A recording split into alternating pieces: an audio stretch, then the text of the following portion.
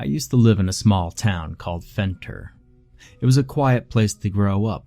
One school, a doctor's office, police station, a cinema, with films shown a month after the national release date. We had 2 restaurants and a host of local shops on the west side. Over on the east side of Fenter was the residential area with about 40 houses, the town bar, and the local woods, which were about 20 square miles. Even though I'd grown up my whole life playing in those woods, it was still easy to get lost in them. So my father used to tell me and my friends to never go past the creek that ran through, about a mile in. Still, this gave us plenty of space to play in, and we spent many summers building tree forts and playing hide and seek amongst the tall trees. One late summer evening, me and my friend Jess were out near the creek seeing how close we could sneak up on the rabbits that inhabited the woods before they'd notice and run away. I'd spent about 10 minutes searching for one, and in my eagerness, I'd left Jess behind. She'd stopped to examine some odd-shaped rocks, and being impatient, I told her to catch up when she was finished. I was just reaching the hill where the creek bent and curved around to travel off north for another 3 miles, when I spied one chewing on some leaves near an oak tree. I held my breath, grabbed my jacket to stop it flapping in the breeze, and began slowly inching toward it. I was careful to avoid stepping on any twigs. If one snapped underfoot, it was a definite game over, and with the sun going down, this would probably be the last chance I got to play before I had to go home for dinner. The rabbit was blissfully unaware of my presence, its brown coat tinged orange by the setting sun, ears flopped down like a hunter's hat. The irony didn't escape me as I crept up on it, silent as the leaves floating in the breeze. I smirked. I was only about 4 meters away from it now, and it still hadn't noticed me. Not my best, but not bad. I slowed my pace even more. I didn't want to make a rookie mistake in my excitement and ruin this opportunity. The rabbit finished on its leaf and casually began sniffing the next one before digging in. 2 meters away now, the closest I'd ever gotten. I felt my heartbeat in my chest, and for a second, I was scared the rabbit would hear it thudding against my ribcage and dart off. I shook my head and continued up behind it. It was almost within arm's reach, and I couldn't believe it. I stretched out my arms, fingers extended. Wait till Jess heard about this. I'd be the first kid in town to have touched a forest rabbit. My hand was about a foot from brushing its soft pelt now. I could see each individual hair on its back. 30 centimeters. I'd done it. I'd done it. Suddenly, an ear-splitting scream pierced the air, shaking the silence of the woods into shock and causing the resting birds to panic and scatter from the trees. I gasped, and quick as a flash, the rabbit was under the bush and gone forever. I cursed aloud and spat, frustration clouding my head. It was a good few seconds before I even stopped to think where the scream had come from. Then, like a falling tree, it hit me. Jess. I sprinted back up the creek as fast as I could. She'd been about 200 yards back when I'd last seen her, near the old silver birches. It took me about 2 minutes to reach the spot, next to the weird pile of rocks. My brow was covered in sweat, and my hair was messed up where the wind had whipped through it. But all I could think about was finding Jess. Even though I knew the woods were perfectly safe, I cursed myself for having left her alone. I spun around in a circle, scanning for any sign of her, but there was none. "Jess!" I yelled out, my voice traveling through the woods and echoing off into the trees. It was getting darker, and tall shadows were being cast all around me like a net. "Jess, where are you? Call out to me!" Jess!" I stood and listened, but there was no reply. I was just about to run further up the creek where the trail began to see if she had started to make her way home when I saw it. On the other side of the creek, about 50 yards away, it stood, tall as the lowest branches of the sycamore next to it, about 7 foot up. It was covered in black rags, ripped and torn across its thin, wiry body, with a hood pulled tightly around its head, obscuring its features. 2 white, pupilless eyes stared at me from the shadowed recesses, and I spied the flash of teeth. Long, slender arms with hook-like fingers splaying off of stumped hands, almost dragged against the floor by its sides. I suddenly noticed an overpowering smell and wondered how I'd missed it. I'd smelt it before on the farms when the cattle were harvested in the slaughterhouses. It was the smell of death, thick and despairing. I almost choked, but my mouth wouldn't make a sound. I just kept staring at it, petrified, blood running cold through my veins. Even the birds had stopped yelling in protest, and now there was nothing but silence. It and I locked in a gaze that I would remember to the day I died. I don't know how long I was standing like that. It felt like minutes, but it was probably only a few seconds. Suddenly, it shifted its weight and hunched down. For a brief second, I thought it was going to start running at me, and I almost threw up. Uncontrollable fear racking my body, and then I noticed it had stopped to collect something from the ground. I cried out silently. It was Jess, her limp body looking like a doll compared to its freakishly proportioned frame. Despite being thin and stick-like, it picked her up in one bony hand with ease, fingers clasping around her waist, teeth bared in a crooked, humorless smile. It opened up part of its shoal and pulled her close against its blackened torso. I caught glimpses of a ribcage and rotting flesh. I reached out my arm, as if somehow I could pull her back to me, but it was too late. It had turned and started to stride off deeper into the forest. Even if I had known that area of the woods and had the strength to move my legs, I would have never been able to catch up to it, and before I even knew it, it had disappeared from sight, like it had never been there at all. Only the heavy smell of decay was left lingering in the air, the only evidence that I hadn't just imagined the whole thing. I snapped my head around and began to run back towards town. It was a good few miles distance, and I'd never run that far before. But that day, I ran and didn't stop.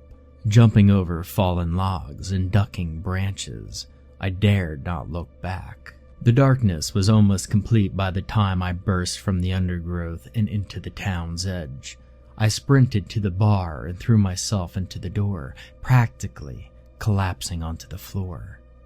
I don't really remember much after that, but from what I was told later on, it took them about 10 minutes to stop me from screaming about a demon I'd seen in the woods, and that we had to find Jess. By the time they'd actually gotten the story out of me and organized the search party, 2 hours had passed. Jess's dad shook me and shouted at me, asked me what happened to his baby girl. I could only stare dumbfounded and mute until my own father dragged him off and told him to get a grip. The sheriff organized the townsfolk into 2 groups, and they each took a section of the woods. I tried to tell them that they all needed to bring their guns, that the thing had to be killed. The thought of going up against such a nightmare, unarmed, was too much. I begged my father to stay, but He told me to calm down, that I was talking nonsense and was probably just in shock. My mind making up stories to deal with what had happened. He sent me home to rest under the watchful eye of my mother as he led one of the groups into the woods. 3 hours passed. I was laying in bed still unable to sleep, huddled in my blankets and paranoid of every shadow and creak, convinced that the nightmare, was going to come back for me, the only witness to its abomination.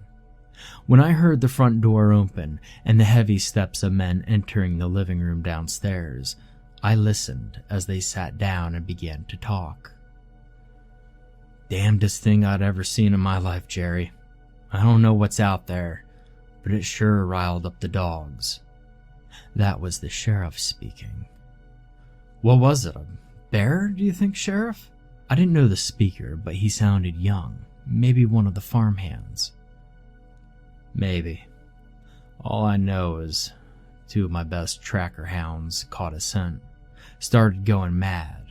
They tore off into the woods faster than I'd ever seen them run, and they didn't come back. Now we're 2 dogs and a little girl down. Jesus H." Then, the voice of my dad. I eased up a little.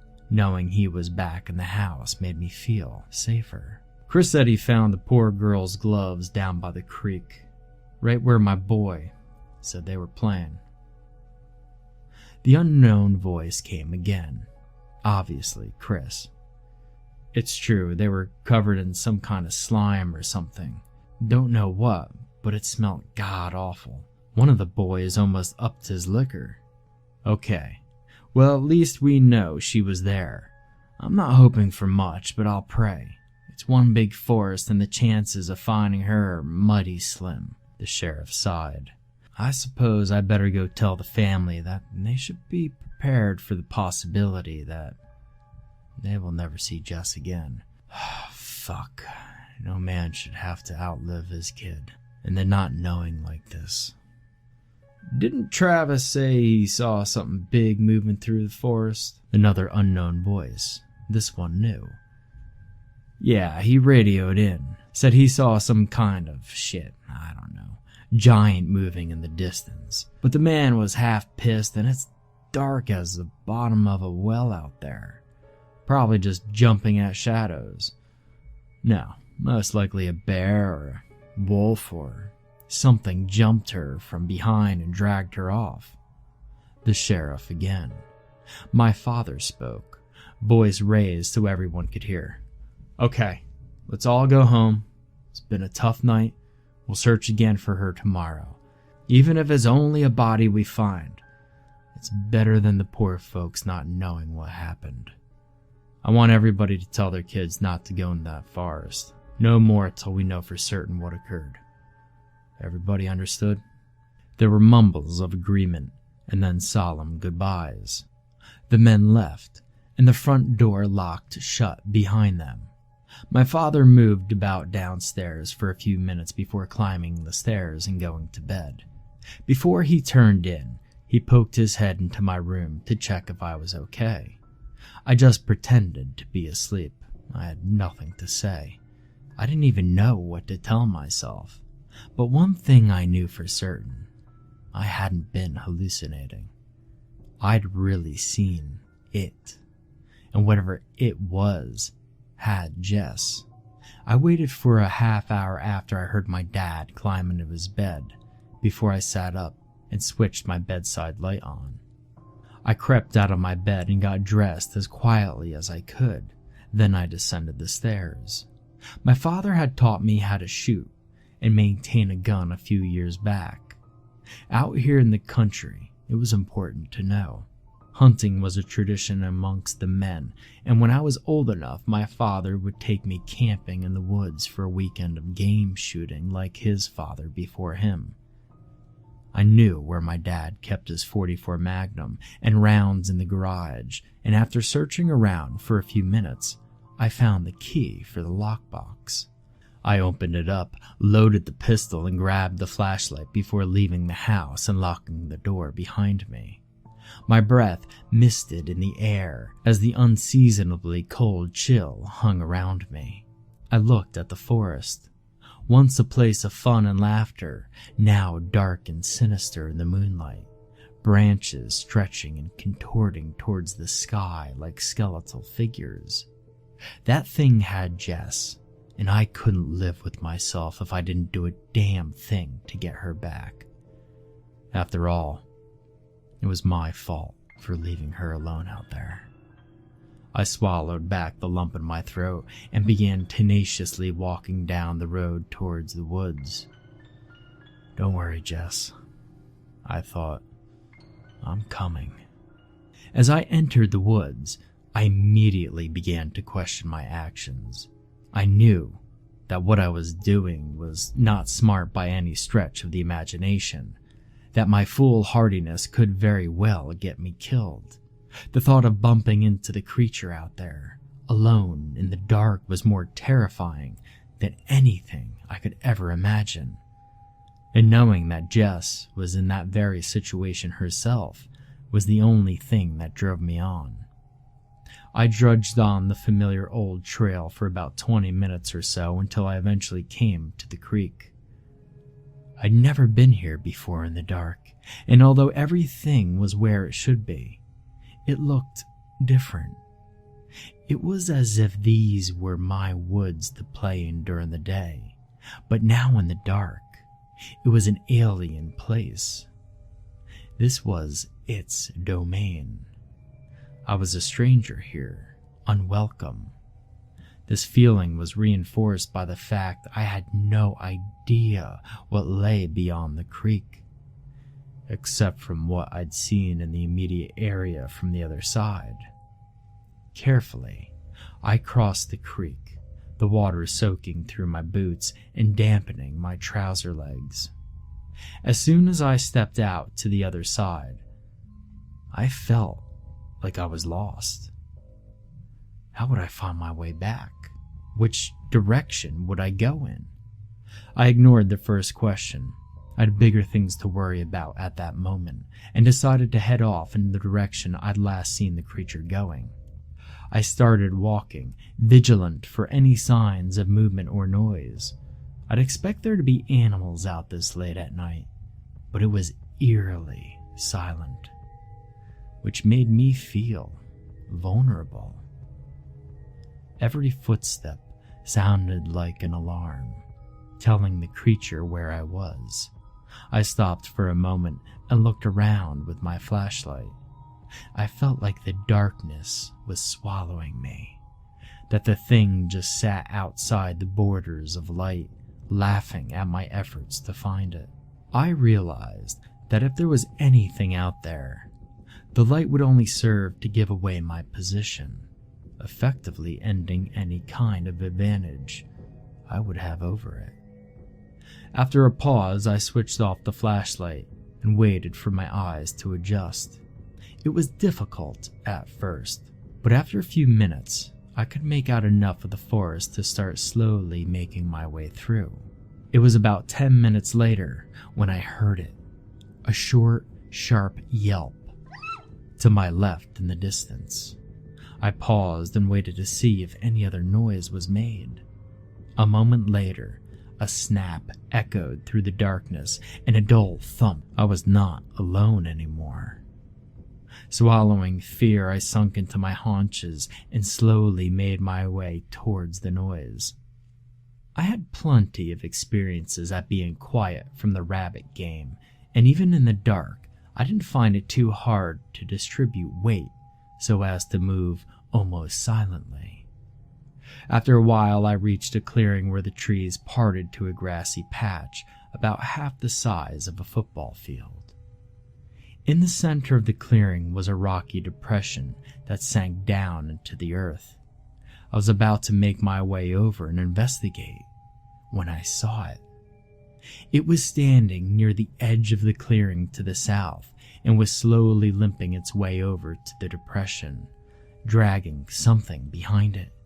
In the dark, I couldn't make out what it was, but it was the size of a child. Except if the child had been snapped in the middle. It flapped limply with every bounce like a paper fan. I swallowed a lump and tears stung my eyes. I wasn't sure if I was more scared or sad.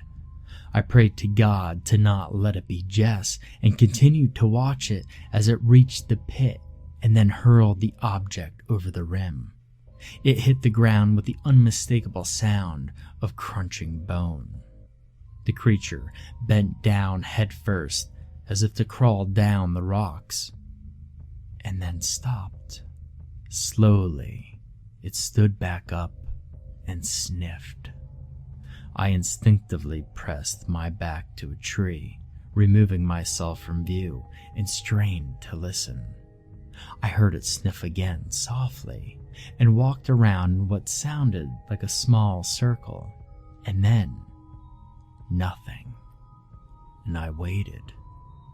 For what seemed like an eternity, I waited. I was unbearably tense, expecting to see its milky eyes slowly peer around the side of the tree, followed by that big, crooked smile at any second, or a long hooked finger to slide out of the darkness and rest itself on my shoulder. Nothing happened, though, and nothing continued to happen for the next couple of minutes. Gathering my courage, I hesitantly glanced around the trunk, only to see the clearing was empty. I double, triple, and quadruple checked the area, making deadly sure it was gone, and then I stepped out back to the clearing edge, making sure to keep low to the ground. To step out into the clearing was out of the question. It was suicidal. What if it was only hiding at the clearing edge itself? Or wading in on the rocky fissure at the center?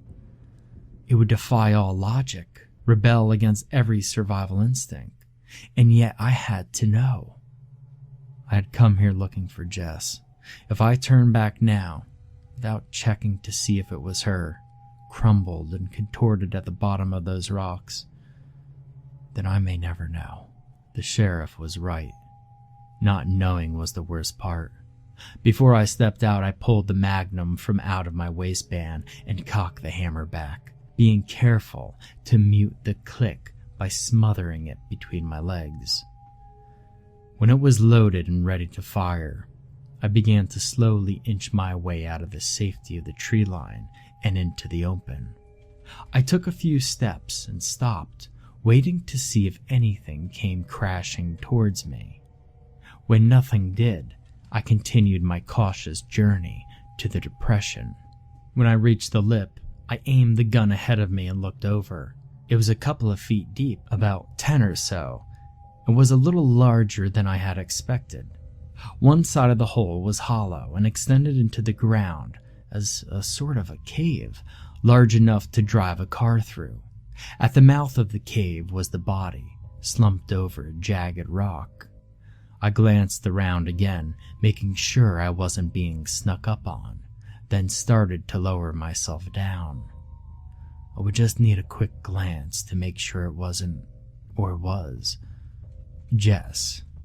And then I'd leave, run back to Fenter. I'd wake my dad and the others, lead them here, and we'd kill it in this cave that was surely its dwelling. It could be there right now, watching me struggle down the smooth rock. But I reasoned that if it was in the cave, then there was nothing I could do about it. I must be crazy. Fear has consumed my brain so completely, I must not be able to feel anything anymore, I thought. This was proven wrong when I slipped and fell off the side of the rock, landing awkwardly and sending pain shooting through my ankle. I almost cursed aloud, but bit down on my lip and shouted silently in my head. Luckily, it wasn't twisted, just achy, and I was able to walk it off without a problem. The last thing I needed now was a broken foot. My thoughts were so preoccupied with the sudden pain that I had forgotten I was right now next to the cadaver. My leg bumped against it, and I spun around, gun at the ready, almost firing it off into the rocks. I quickly berated myself for being so trigger itchy, and then looked down. Relief and repulsion flooded through me. From this close, I could see it wasn't Jess, wasn't even human. Instead, I realized it was a large dog.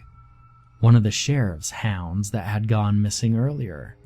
Its back was snapped in two and folded upon itself, and its snout was crumpled back into its face, turning it into a flat, tooth-filled gap. Blood, fur, bone, and brain were splattered over it, and one eye hung loosely from the socket.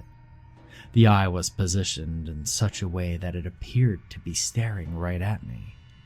I looked away and felt bile rising in my throat. The smell of death and decay was overpowering this close to the cave, and I dreaded to think what other corpses were nestled away inside. I was about to begin scrambling back up the edge of the depression when I heard a sob.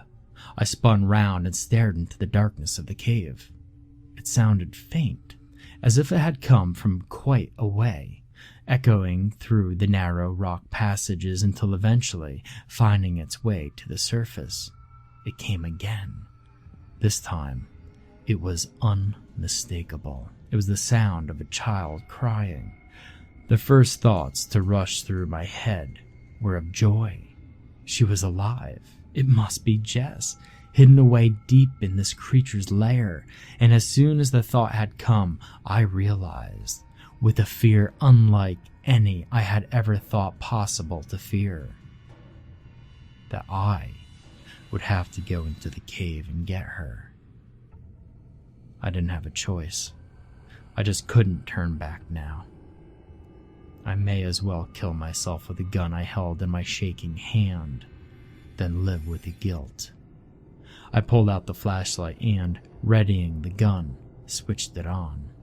The beam stung my eyes for a few seconds as they adjusted to the sudden light, but I could see the cave went on for a few meters before widening into a kind of a large, rocky chamber that had passages of varying sizes, detouring off further underground.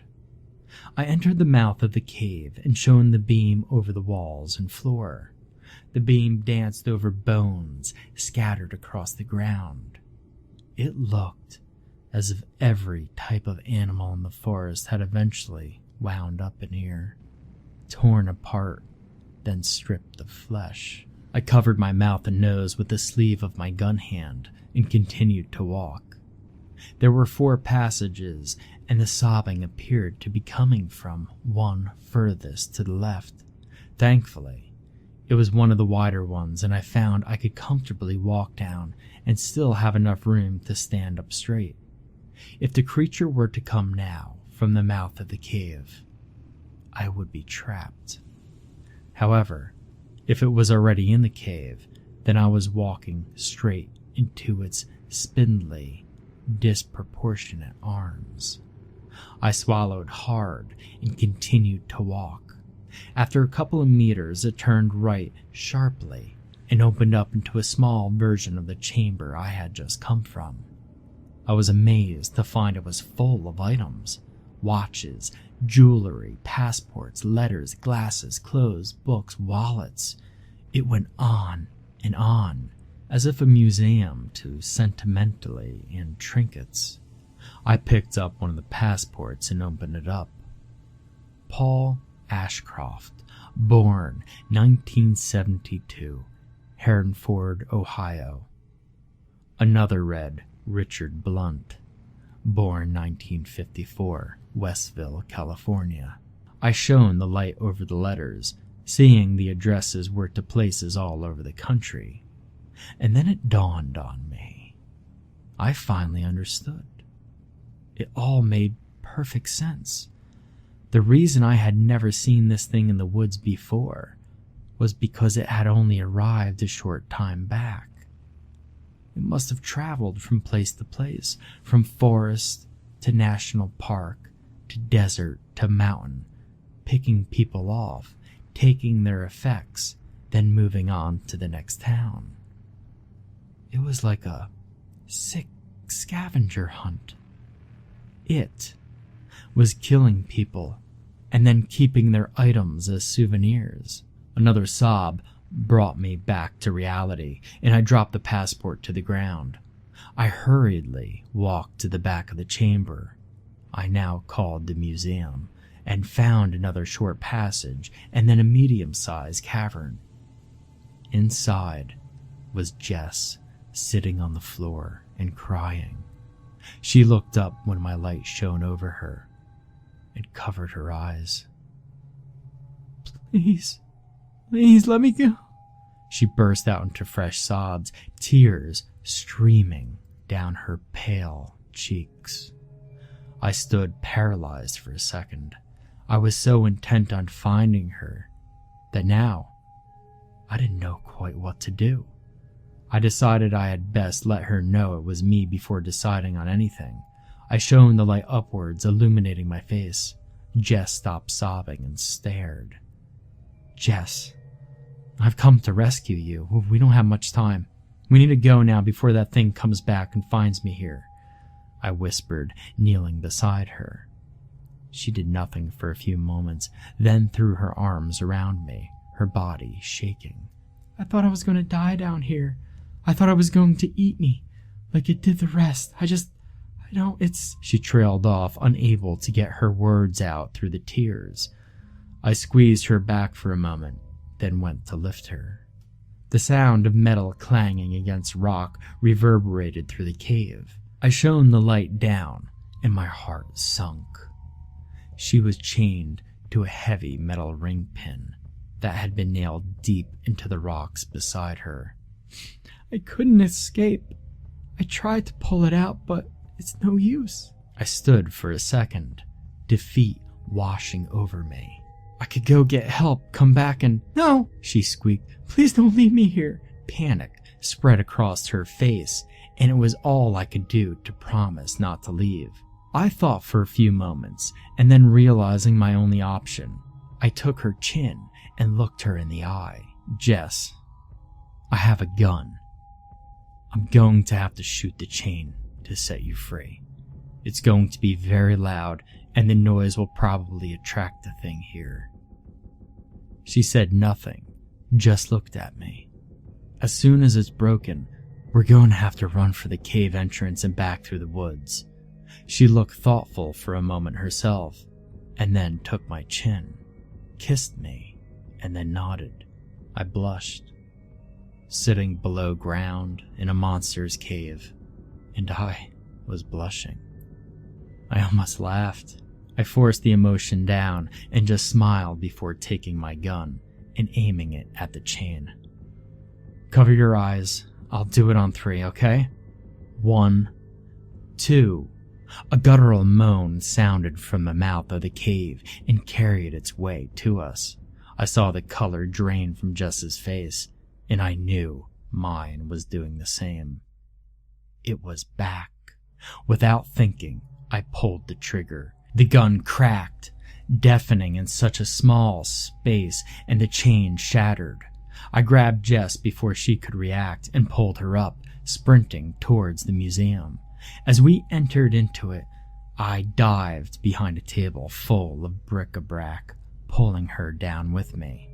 No sooner had we landed on the floor, I saw the creature enter into the room and scramble over to the passage we had just exited from. As soon as it was gone from sight, I pulled her back up and pushed her towards the passage that led to the cave mouth. She didn't need to be told twice, and we ran as fast as our legs could carry us.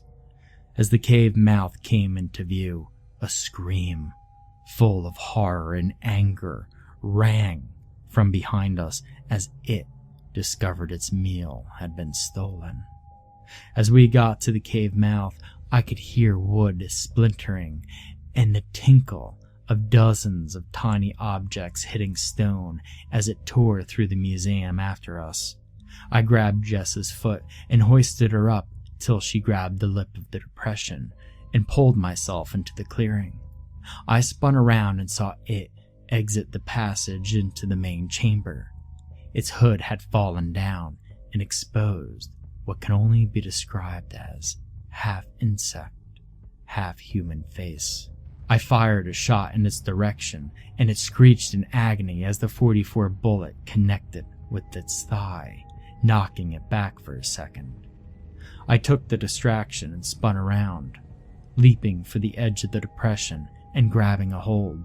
Jess seized me by the collar and helped pull me up as I felt hooked fingers brush the bottom of my shoe. We started to run across the clearing. The sun was coming up now, and the sky was a pinky red, casting a slight glow on everything. We ran and ran and ran. The whole while, I could hear it crashing through the trees after us. If I hadn't hit it in the thigh, I don't think we would have stood a chance of outrunning it. But somewhere, some god was watching over us. It was about 45 minutes before we reached the creek, and by the time we saw the edge of the woods, an hour had passed. I still, to this day, do not know how we managed to run so fast and so far without stopping, but I do remember the adrenaline coursing through me so violently that I shook for hours afterwards.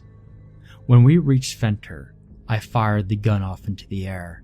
Within 2 minutes, dumbstruck townspeople surrounded us, some asking what had happened, others grabbing and hugging Jess, and most just staring blankly. When Jess's father arrived, he broke down and cried, holding his girl to his chest and thanking God, and me, equally, for his daughter's safe return. When my father arrived, he took the gun from me, put his hand on my shoulder, and gave me a look. It was a look that said he didn't care what happened, just that he was glad I was safe. Regardless, we had to explain to the sheriff what had happened.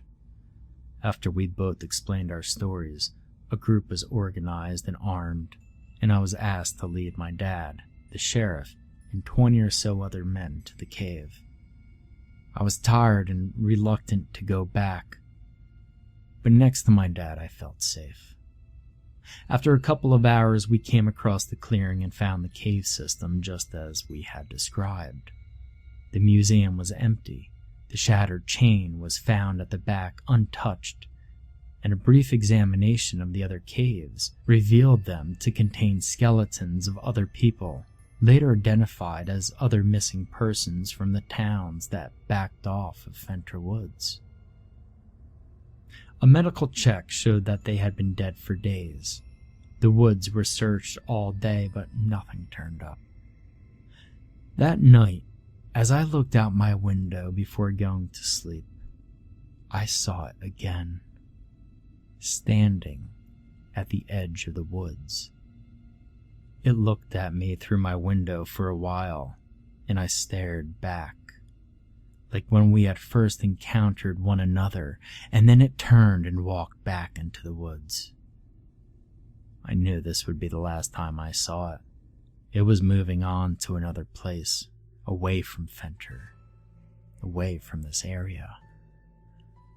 The woods were searched for another week, but nothing was found. The official report stated people had been kidnapped and killed by a maniac who escaped into the wilderness before he could be apprehended, although the people of Fenter never questioned our versions of the story. So, that is my account.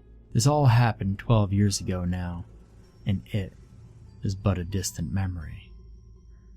Jess has just finished university and is going on to become a lawyer for animal rights, and I'm working on the family farm after dropping out of college.